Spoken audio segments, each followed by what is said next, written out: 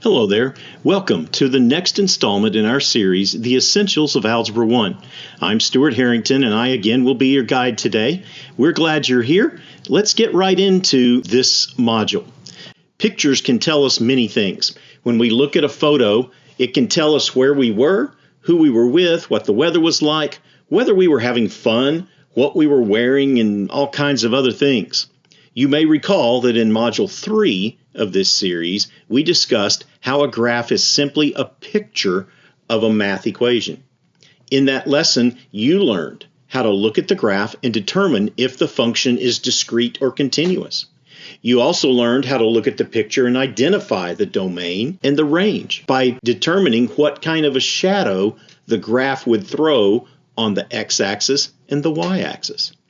Now in this module, you will learn how the graph of a function tells us the function's x-intercept, the y-intercept, zeros, and slope. Now before we can work on identifying those things, let's make sure we understand what those are. So let's get rolling. The objectives in this module are very simple. You see them there on the screen. We are going to identify x-intercept, y-intercept, zero, and slope of linear functions simply by looking at the picture. In those objectives, there are some vocabulary words I want to make sure that you understand before we go any further. These four terms are critical. You may have heard them before, and you may already know what they mean, but let's just double check to be sure. The first one on our list is the y-intercept. Most lines cross the y-axis somewhere. Not all of them, but most of them do. And so the y-intercept is very simply the point on the y-axis where the line crosses. And the definition of the x-intercept is very similar. We're simply looking for the point on the x-axis where the line crosses. Not every line will cross the x-axis. Not every line will cross the y-axis. Some lines will cross both. All lines cross one or the other. Now, what is a zero? The zero of a function is simply another name for the x-intercept. Technically, the zero is where the graph has a value of 0. And so no matter what the x-coordinate is, the y value is going to be 0. Now, that is actually the official definition of the x-intercept as well. So if I ask you to find the x-intercept, and then in another question I ask you to find the zeros of the line, I'm asking for the same thing. I want to know, where does that line cross the x-axis? Let's practice on that just for a minute. Look closely at the four lines on this graph. There is a red line, a green line, an orange line, and a teal colored line. The red line crosses the y-axis somewhere. Where does it cross? Well, if we zoom in a little bit on that, we can see that it crosses right there. What's the name of that point on the y-axis? Remember that the y-axis is simply the number line turned up on its end and going up and down instead of left to right. So to find where this is, we simply need to count the lines. 1, 2, 3, 4, 5, 6, 7, and 8. So the y-intercept of the red line is 8. So we would come over here and we'd write y-intercept of the red line is going to be equal to 8. Now let's look at the orange line. Where does the orange line cross the y-axis? Let's go down here and take a look at it. We have a point right here where it's going to cross. And we're going to have to do a little counting, so bear with me. 1, 2, 3, 4, 5, 6, 7, 8, 9, 10 below the origin.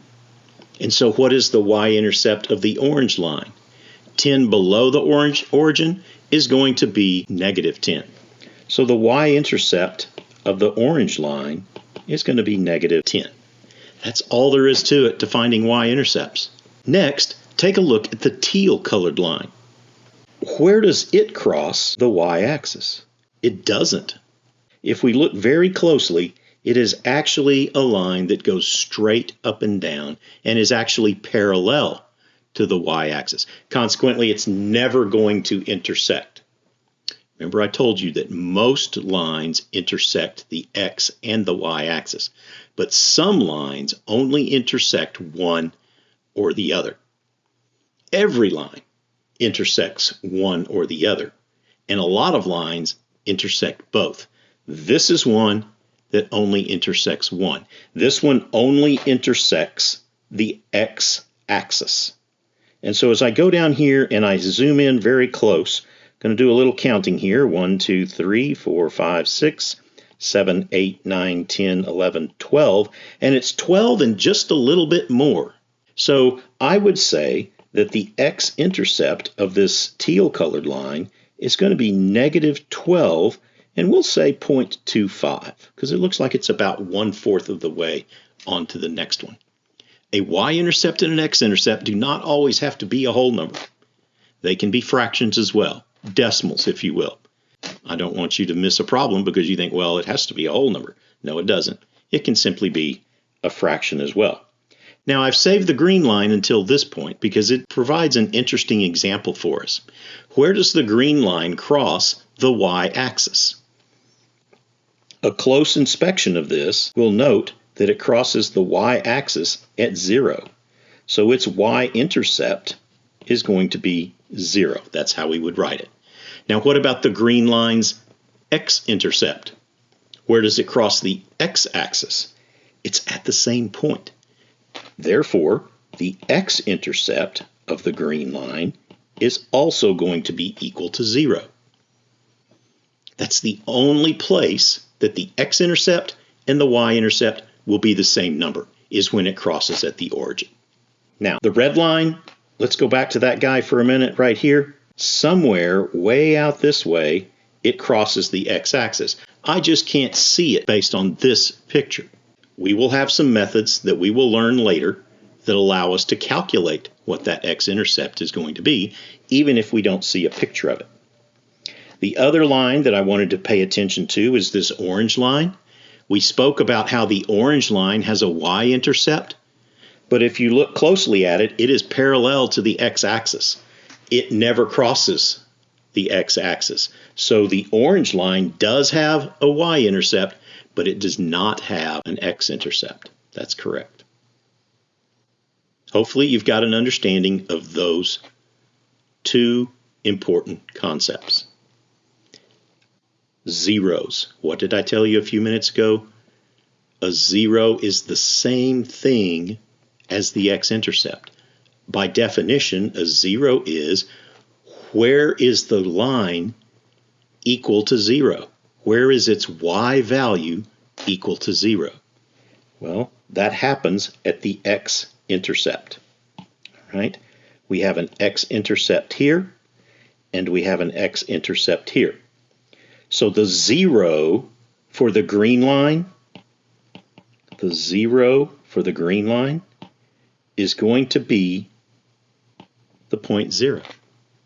Okay. It's the same word. 0 spelled out and the number 0. Don't confuse those. I don't want you to have those confused. A 0 is a place on the graph. 0 is kind of also a place on the graph, but we're talking about a number. A 0 of a function is where that graph crosses the x-axis. That can be very confusing, and hopefully after we practice this for a few minutes, you'll get the hang of it and not have any trouble with it going forward. Now, let's have a conversation about slope.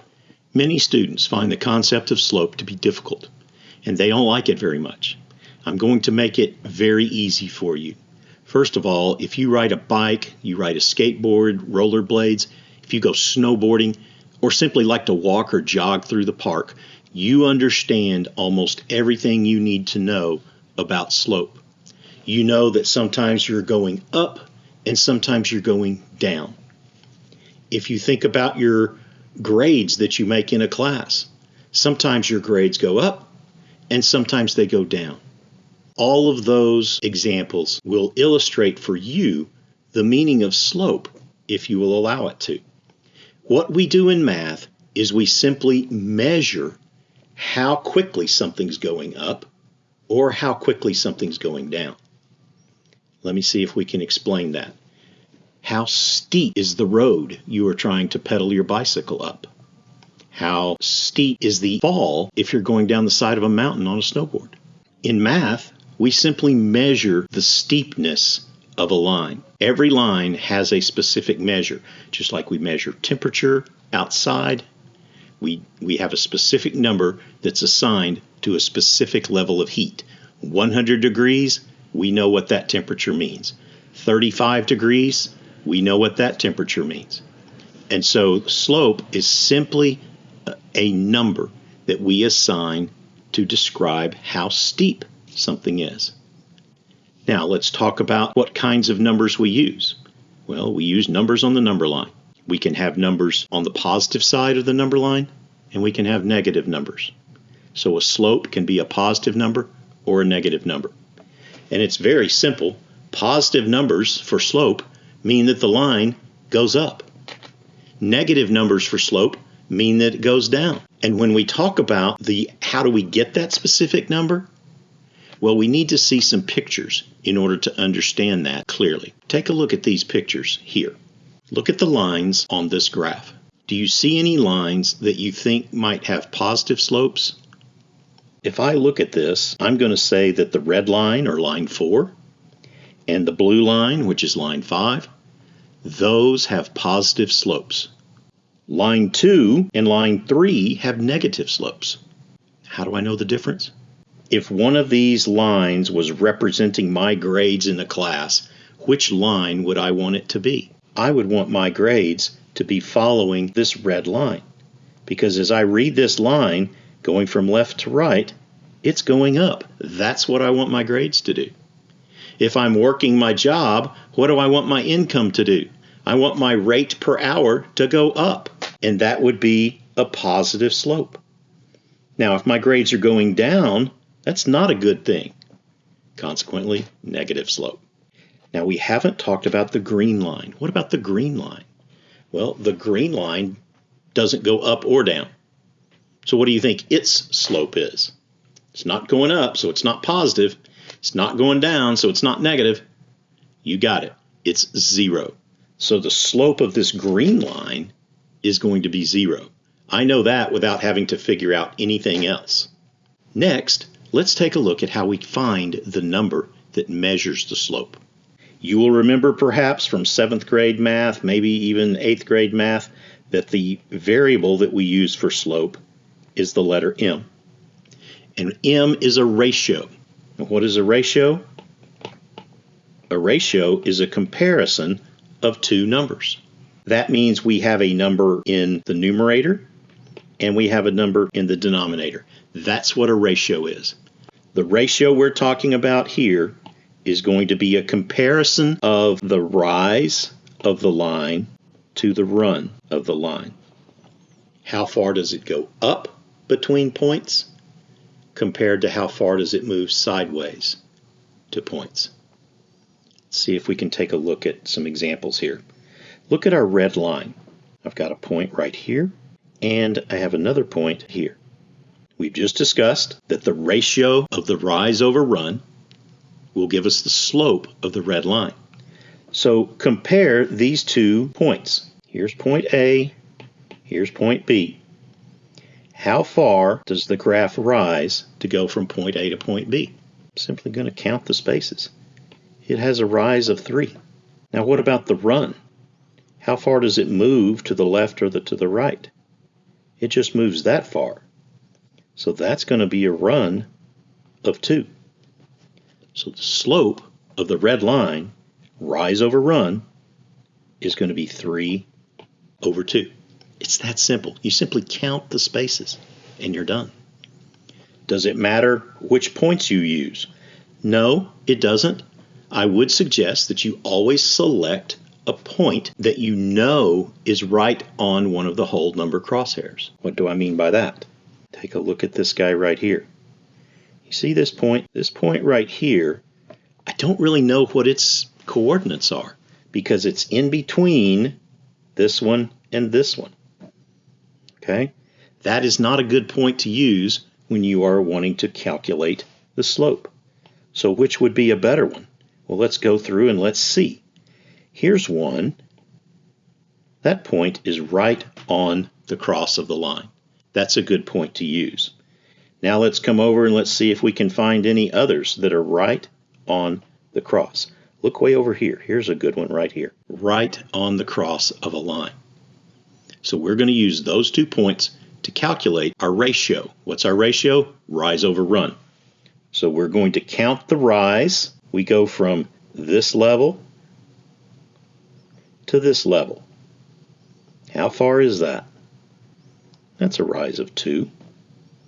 Now the run goes from right here to right here. How far is that? We're going to count 1, 2, 3, 4, 5, 6. And so the run is 6. So now let's zoom back out and see what our slope is going to be for the blue line. We know that the slope is going to be the rise over the run. And the rise number was 2. The run number was 6. So that's the slope, 2 to 6. It's a ratio of 2 to 6. 2 to 6 is a fraction that can be reduced. So in mathematics and in Algebra 1, we are going to do that. We're going to reduce it to 1/3, and that will be our slope. We've now found the slope of the red line, and we found the slope of the blue line. Let's find the slope of the black line. Remember I said it's a good thing to select points on the line that are right on the crossovers of the grid. So as I look at this, there are almost every point is on the crossover. I have one here, and I have one up here. I just picked 2. There are several of them I could have chosen, and it doesn't matter. Just make sure you pick one that's on the crosshairs of the grid. Let's calculate the rise and calculate the run. The points go from here to here. This is the rise. Now if I'm going from point A to point B, I'm actually going down. And so instead of going up, I'm going to be going down. So the slope of this guy is going to be -3 because it's going down. We're calculating from A to B. And you're saying, well, what do we do for the run? Well, we're going to go from point A to point B. We're going to calculate this distance. Well, that's in the positive direction, same direction we've been doing before. So that is a +3. So our ratio is very simply -3 over 3. -3 divided by 3 is -1. This is a line with a slope of -1. Now I knew the slope was going to be negative before I started working the problem. How did I know that? Because it's going down. Telling whether a line is going up or down is generally pretty easy. Lines that go up are positive, lines that go down are negative. There's no pressure about which points you pick. There's no pressure about which direction you go. You simply have to remember, if I'm going up from one point to the next point, then we're looking at a positive number. If I'm going down from one point to the next point, then we're looking at a negative value. Similarly, to the right is positive and to the left is negative. The final line I want to look at is the green line. We talked about how the green line was parallel to the x-axis. It wasn't going up or going down. So the slope of the green line is going to be 0. Does our ratio method work for that?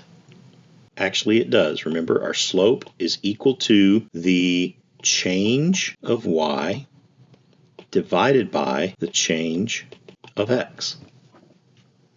So let's take a look at a couple of points. We're going to let this one be A. We're going to let this one be B. Now, what is the change of y versus the change of x? Look at your y values. Your y value starts right here and finishes right here.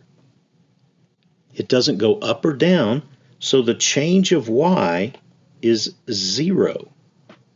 What about the change of x? X goes from here over to here. That's 1, 2, 3, 4, 5, 6, 7, 8, 9. So 0 over 9. It doesn't even really matter what the change of x was because the change of y was 0. That's going to be 0. So the slope of this guy is equal to 0. The final piece of instruction in this video involves what happens if we don't have a picture.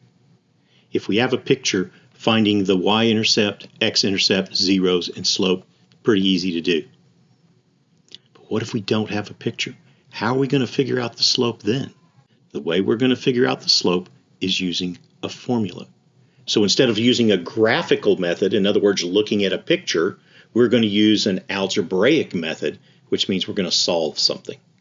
We already spoke about how the slope was equal to the change of y divided by the change of x. That's our ratio. If we don't have a graph to look at, we have to have another way of figuring out the slope. And it focuses on this concept of change of y.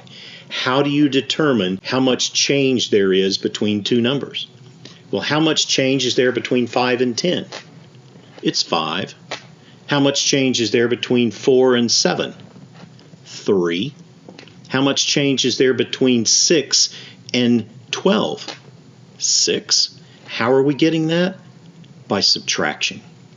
We subtract the two numbers. That tells us how much change there is.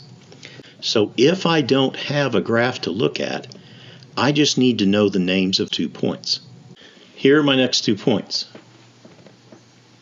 We want to follow the formula, y2 minus y1 equals x2 minus x1, and apply it to these 2 points. You get to select which one is point 1 and which one is point 2. I'm going to arbitrarily say this one's going to be point 1, this one's going to be point 2, and I'm going to work it accordingly. What is the y value of the second point? That's negative 2. Minus y1. What's the y1? The y value of the first point is 3. And we're going to put that over x of the second point, that's negative 4, minus x of the first point, that's 6. Calculate it out, negative 2 and negative 3. That's a negative 5. Negative 4 and negative 6, that's a negative 10. So negative 5 over negative 10, that reduces to 1/2, and a negative divided by a negative is positive. So the slope of the line between these 2 points is 1/2. That's a positive number. Is that going uphill or is it going downhill? It's going uphill. Same problem. Let's do it with the points reversed. This time we're going to let negative 4, negative 2 be the first point, and then 6, 3 be the second point. Y value of the second point. Slope is going to be 3 minus y value of the first point. Now be careful here, minus negative 2. Maybe you can see why I'm wanting to do this problem for you. X values. X of the second point is 6 minus the x value of the first point. That's negative 4. Understanding slope, understanding the formula, most students can figure that out. What frustrates them and makes them quit is the addition and subtraction. But you're not going to do that, I'm confident, because you know that when you have 3 minus negative 2, that is the same thing as 3 plus 2, which is going to be 5. And 6 minus negative 4, you remember that that's plus positive 4. That's going to be 10. So we've got 5 over 10, both positive numbers, so the result's going to be positive, and we reduce it to 1/2. Notice what we've got. Same answer here that we had here. So it doesn't matter which is point 1, which is point 2. Select it and stick with it. That's all you have to do. That concludes the instructional piece of this video. Video number 2 is next. When you're ready, hopefully very soon, you want to go watch video 2, which is going to be simply practicing. We're going to practice all of these skills. We're going to look for the y-intercept, the x-intercept, the zeros, and the slope. We're going to calculate the slope of a line 2 ways. We're going to do it by looking at the picture of the line, and we're going to calculate the slope by just looking at 2 points that are on the line. You need to be able to do both of those skills. So that's it. We'll see you very shortly, hopefully, in the next video. Bye-bye.